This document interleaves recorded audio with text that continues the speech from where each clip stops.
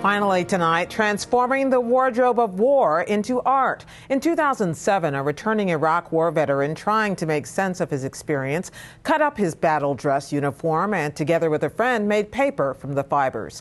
The Combat Paper Project was born. 5 years later in New Jersey, the project has launched a permanent workshop for veterans hoping to reconcile the good and bad of lives spent at war. We met 4 of them. Here are their stories in their own words. It's about making the paper. It's about sharing the stories and making the art. I was shocked when I first heard about this program. A friend of mine said, "You got to check out this program called Combat Paper. It's a traveling workshop that's been going around the country.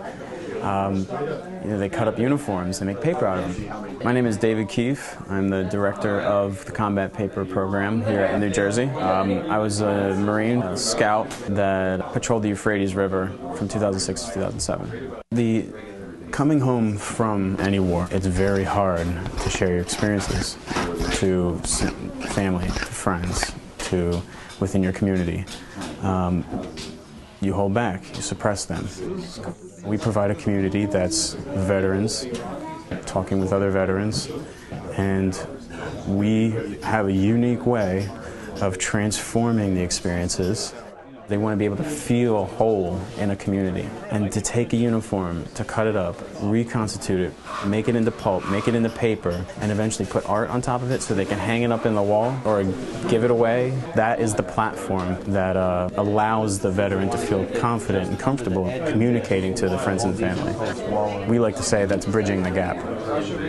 The first step is we cut up this uniform, so we have to get it down to a postage stamp size. So down here is our wet room. So this is where we have our beater. So right in here we have the uniform from the first part of the Iraq War. We have old, there's the new Army digital pattern is in here. After it runs through the beater for a few hours, this is what comes out. And this is all that uniform broken down into pulp. And now we want to reclaim those experiences by making it into something new, something different, and it's paper. Press, and there's your paper. One of the silkscreen of the boy, myself and the boy, comes from a direct photo taken of me with this little boy named Razul, who I'll never forget. He was this little kid that I had met on a patrol. But I couldn't get over the fact that how much I looked like an alien to him, this big, monster with all this gear on me. I remember going back to that same area a few times and seeing the same family just around. And then I remember one time we went back and they were completely gone. And that weighs on me. I do see his face a lot, in dreams. When I look at my own son, I see his face a lot. I was still in the Army when the Combat Paper Project began. What I found with this is that it allowed me to turn off the chaos a little bit and to just kind of lose myself in the process. My name's Eli Wright. I served in the Army I enlisted shortly after 9/11, and I served until 2008. I was a combat medic, served in Iraq from 2003 to 2004. It's very much a release.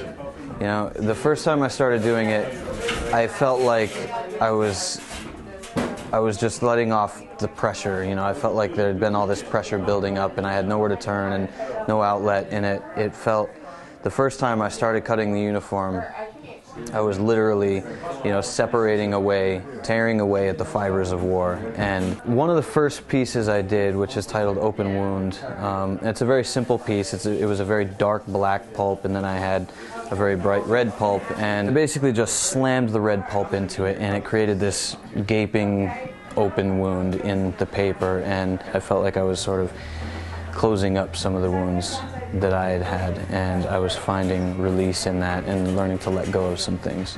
Well, I couldn't find any of my uniforms left, so I'm borrowing someone else's uniform, and I'm starting to cut into it, and I'm thinking, this is kind of ridiculous, until I really physically get into, this really is cutting through a lot of history. I'm Jan Berry. I served in the Army in Vietnam, 1962, 1963. Well, we really were proud to wear that uniform with all those things that were on the uniform, and now you're cutting into it and mixing those memories or those bone deep sensations. And at a certain point, the creativity starts flowing in terms of the discussions that are going on, but what am I going to do with the paper? So I decided to do a small collection of poetry, Life After War. It can creep up on you. You came back in pretty good shape, but knew others who died. Write, talk, create art about war. Share what's happening with others. One day, damn, you're an old timer who's lived a lot of life after a war. Coming into this atmosphere, I knew I had things inside that I had never talked about, and I was intimidated how vulnerable it would feel to have them come out. It's amazing how similar stories from our war are the same as stories from World War II. Chopper went down, Haditha Dam, and there was like 6 guys that went down and drowned with the chopper.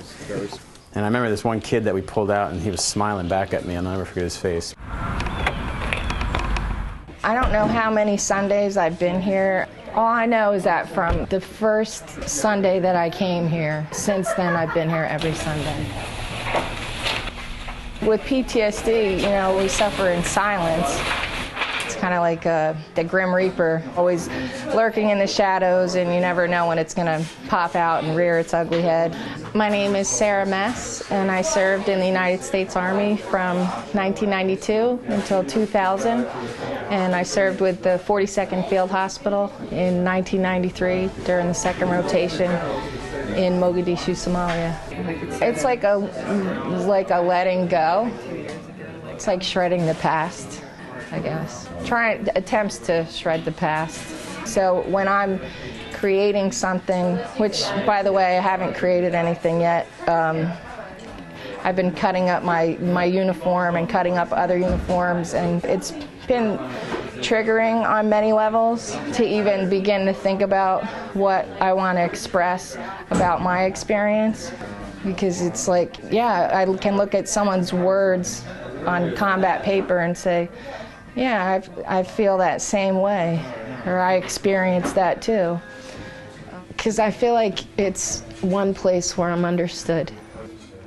My family doesn't understand me. A lot of the people that knew me before Somalia don't understand me. And I feel like I come here and it's okay. Whatever changed me, you know, about Somalia, here it's understood and it's okay.